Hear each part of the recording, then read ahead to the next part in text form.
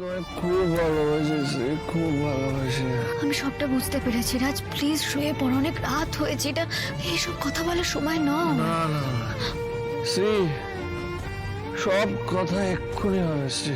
রাজ তোমার শরীরটা খারাপ, একটু বোঝার চেষ্টা করো, শুয়ে পড়ো না রাজ, পরে কথা বলবো। না শ্রী না, তুমি এইভাবে আমাকে দূরে ঠেলে দিচ্ছ কেন শ্রী? কেন বুঝতে পারছো না আমি তোমায় খুব ভালোবাসি? তুমি আমাকে ভালোবাসো না শ্রী? কেন শ্রী? তোমাকে খুব ভালোবাসি, ঠিক আগের মতো ভালোবাসি। আর না মানে আগের মতো না, আগের থেকেও বেশি তোমাকে আমি ভালোবাসি। তুমি আমাকে আগের মতো কেন ভালোবাসো না শ্রী? বলো না শ্রী, আমাদের মধ্যে কি কিছু আর ঠিক নেই? তুমি সবটা বুঝতে পেরেছো তো রাজ? তাহলেই হবে। কেন আমাদের মধ্যে এই দূরত্বটা হচ্ছে বলো না? তুমি দূরত্ব তৈরি করতে চেয়েছো তাই, না হলে অন্যের কথা।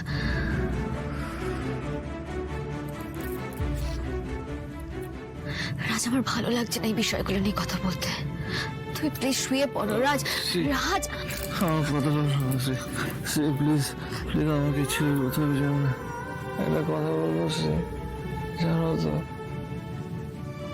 যখন আমাদের কাছে কিছু ছিল না, অভাব ছিল, ওখানে ফ্রিজ, টিভি, গাড়ি কিচ্ছু ছিল না, তো একটা জিনিস ছিল আমাদের মধ্যে, ভালোবাসা ছিল।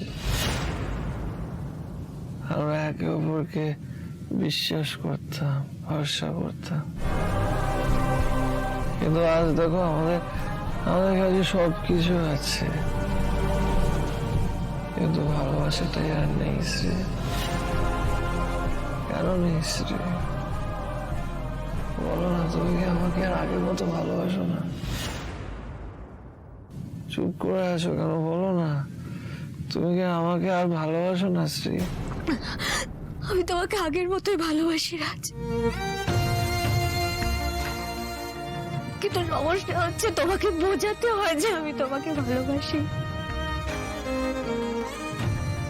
আমাদের অজান্তেই তুমি অনেকটা দূরত্ব তৈরি করে ফেলেছো আমাদের মধ্যে।